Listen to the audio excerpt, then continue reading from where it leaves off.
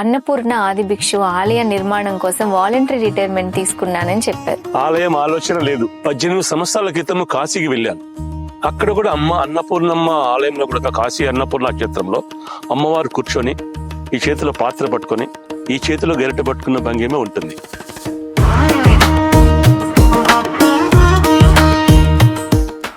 అక్కడ వచ్చింది ఆలోచన. ఈ భంగిమతో ఎందుకు ఆలయం ఏర్పాటు, ఒక విగ్రహం ఏర్పాటు చేసి ఆలయం ఏర్పాటు చేయకూడదు అనేసరి.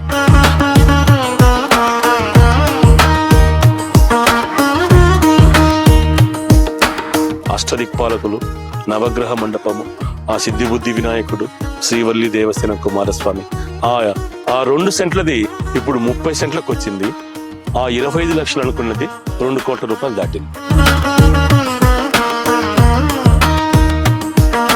కొంతమంది అంతా దాదాపు నాకు పెరిగిపోతుంది, నాకు వీలు కాలేదు, ఏం చేయాలా, పదవి విరమణ చేయడం, ఆ డబ్బును దానికి ఉపయోగించాలి. ఇంకా కొంత ఉన్నాయి, చుట్టూ ప్రహరీ బండలు వగేరా వగేరా ఇంకా, కానీ భగవంతుడు చేస్తాడు. ఆ నమ్మకం, పూర్తి విశ్వాసం.